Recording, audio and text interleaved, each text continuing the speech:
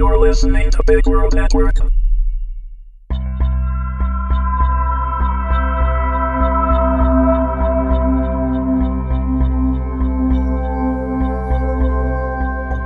Incubus, Episode 6, written and read by Amanda Meuwissen. Sasha answered his motel room door the next morning, wearing nothing but low-hanging sweatpants. He flashed a grin at Nathan and Jim. "Come in," he said. "I'll only be a minute." He disappeared inside, leaving his door open for them to follow. They entered to see Sasha quickly stripping off his sweatpants down to a pair of gray boxer briefs. He crouched on the floor to dig through his duffel for clothing, not seeming to feel any shame over being so undressed in front of them.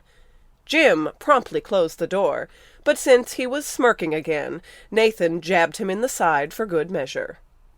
Sasha's room was very similar to Nathan and Jim's room down the hall, except that it had only one bed, with a brightly colored comforter glaring garishly at them from the center of the room. "I know we don't have much to go on, but I have some ideas for how we might spot the next victim," Sasha said, choosing a pair of jeans from his bag and tossing them onto the bed. "I can fill you in once we're downtown. Sound good to you?" "Sure," Nathan said. "We just need to stop at our friend's place for a quick trade." "Leslie Schuster, right?" Sasha said. "I actually know him pretty well. We can stop there first and move on to downtown afterward." Sasha found what he deemed a suitable white t-shirt from his bag and added it to the bed beside his jeans. As he stood from the floor, Nathan's eyes were drawn to the low rise of Sasha's underwear, revealing an intricate tribal tattoo. The edges of the design were sharp but winding, almost Celtic, and they were the darkest black Nathan had ever seen, as if brand new, though there was no sign of scarring or redness. The tattoos were perfect, wrapping around Sasha's hips and dipping down to where they disappeared under the elastic of his underwear. "Enjoying the view?" Nathan jumped at the sound of Sasha's voice. He hadn't realized how much he was staring. "Just, admiring the inkwork, dude. Exactly how far down does that thing go?" Sasha was pulling on his jeans.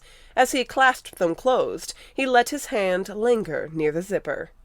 "Wouldn't you like to know?" he said with a teasing grin. Grabbing his t-shirt from the bed, Sasha headed for the bathroom. This gave Nathan a clear view of how the tattoo wrapped low around Sasha's back. There was also a separate tattoo with the same black tribal design spreading over Sasha's shoulder blades like wings. Then they were gone, hidden by white cotton. As Sasha disappeared into the bathroom, Nathan's eyes landed on Jim. "Shove it," he hissed in response to Jim's amused expression. Jim held his hands up in defense. "I didn't say a word." Leslie Schuster lived in one of the more expensive apartment buildings by Lake Calhoun.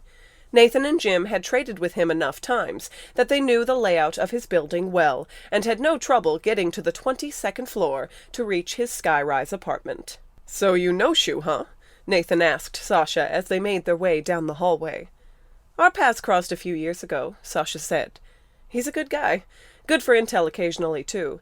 Fewer doorways mean less monitoring, so the Midwest can be a pretty big target for rogue fae. I pass through here a lot."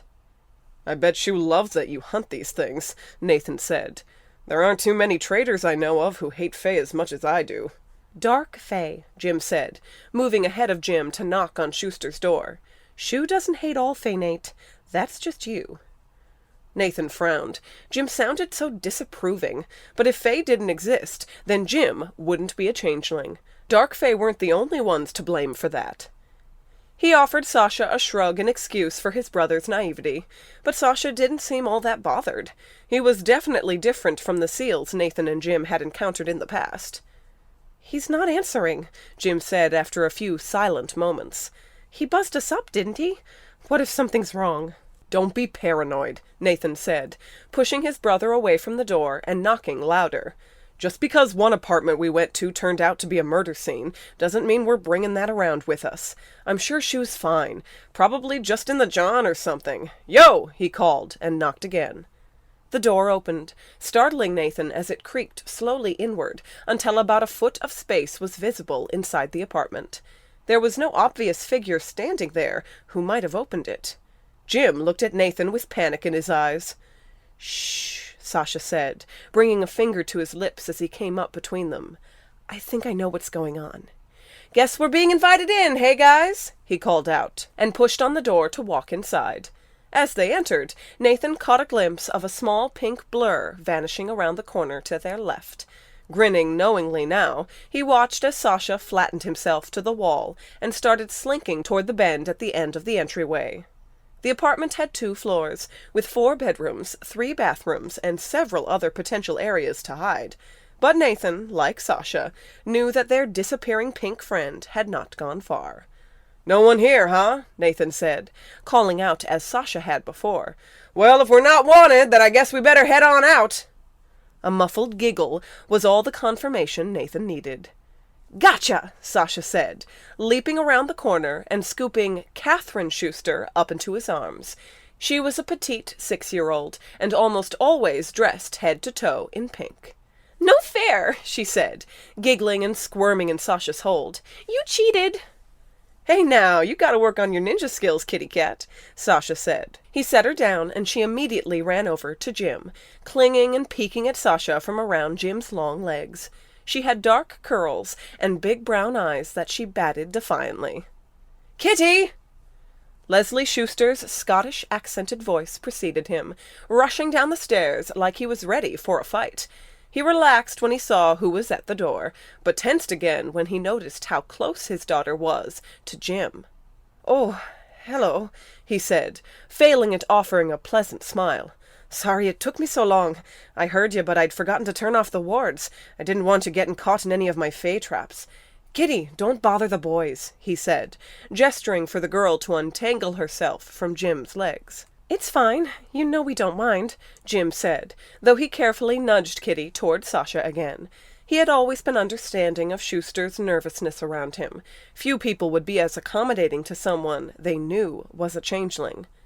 Sasha hoisted Kitty back up into his arms. "It's good to see you guys. I've been in town a while now. Sorry I haven't stopped by. If Kitty gets any bigger, I won't even be able to lift her. You keep getting prettier every time, too," he said to her. Kitty's obviously returned affection for the redhead helped ease Nathan's mind a bit more about working with a seal. He shared a look of relief with Jim. Schuster joined them at the mouth of the entryway. Unlike Sasha's Crayola red hair, Schuster's was a natural ginger, dusted in white, with pale skin and even paler gray eyes, hidden behind black, thick-framed glasses. He was in his mid-40s, older than most to have such a young child, and with a heaviness about him that often aged him further. "The boys brought us a fun gadget to play with, right?" Schuster said, plucking Kitty from Sasha's arms. "Come on in. You boys need anything to eat? We still have some breakfast left." Nathan's ears perked at the mention of food.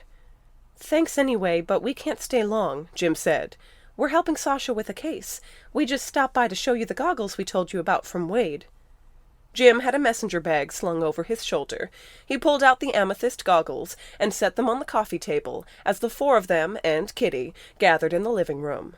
The upstairs level was open above them, making the apartment appear even more spacious.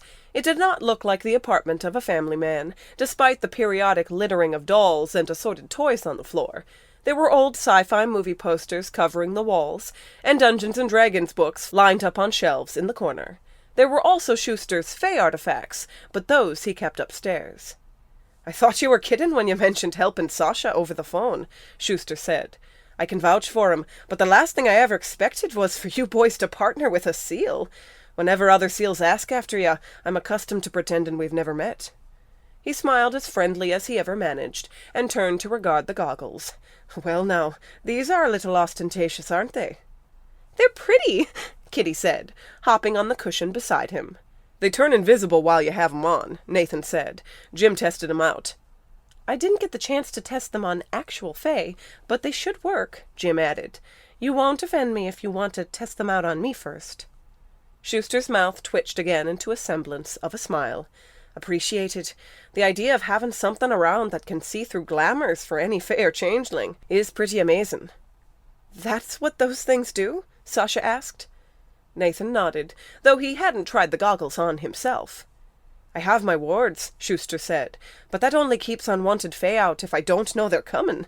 There isn't much I can do if I let one walk right through the front door without knowing it. This way I'll know if there are any monsters around, he said to Kitty. The girl's eyes widened with apparent excitement.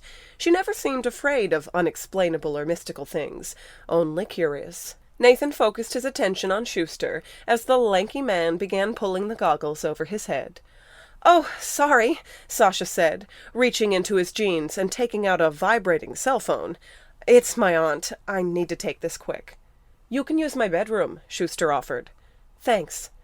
Sasha left the room just as Schuster finished adjusting the goggles over his eyes. They vanished the same way they had for Jim. Schuster looked around the room at first, but when his gaze focused on Jim, his pale eyes instantly widened. "They work," he said, and pulled the goggles off again. "What is it?" Nathan asked. "Jim doesn't even know how to use glamours. I figured you wouldn't see anything." "I'll definitely take these." Schuster stood, as if maybe he hadn't heard Nathan. "Cash, I assume? You boys would make this easier on me if you ever got a bank account." He tried to smile, but his expression fell flat. He started rummaging through the pockets of a jacket hanging on a coat rack by the balcony doors. Eventually, he retrieved a bulky wallet. "These are worth a little extra. I know they would be just as useful for you to keep." Jim was already getting up from the sofa to accept the exchange, but his expression was tight, like he wished he could look at himself in the mirror with those goggles on, just to be sure he didn't have any hidden horns. Instead, he said, "We appreciate it, Shu. Money sort of got away from us these past couple of weeks." Nathan was grateful for Jim's discretion, but he was still bothered by whatever Schuster wasn't saying.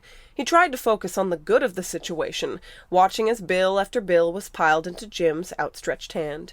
Schuster was giving them at least a couple $1,000. They could make that last for months if they had to. "All set?" Sasha asked, coming up behind Nathan from the bedroom. "Just about. How's your aunt?" Nathan looked back to regard Sasha curiously. Sasha's eyes dropped to the side. "Don't ask," he said. "She's the only family I have, so she checks in a lot. She's never really approved of my choice of profession." "I'll bet. Guess I forget that seals can have family, too." "Not often," Sasha admitted. "It's a lonely life." His blue eyes fell upon Nathan a little more heatedly than Nathan felt comfortable with, but it wasn't quite predatory this time, just appreciative, as if to say he liked what he saw. Nathan felt his cheeks flush. "Come on, Kitty," Schuster said, returning to lift the girl from the sofa. "The boys need to get going." "Catching monsters?" Kitty asked. Nathan's attention was gratefully pulled away from Sasha's stare. The way Kitty said monsters, ignorant of the actual danger, made the idea of what they were about to do solidify a little heavier in his stomach. They filed back to the entryway, offering a few short goodbyes. Nathan was the last to exit. He was closing the apartment door behind them when Schuster's hand caught the edge of it and stopped him. Schuster was no longer holding Kitty, and his face looked grave through the remaining crack of visible space into the apartment. "I don't know how much longer he has," Schuster said, whispering almost too softly for Nathan to hear. "Be careful." "Wait, what are you—" Nathan tried to speak, but the door shut in his face. "Nate?" Sasha and Jim were already halfway down the hallway. Nathan stepped back from the door. "I'm coming," he said. He turned to look at his brother as the heaviness in his stomach deepened, unsure if he should be worried or just relieved they no longer had those goggles.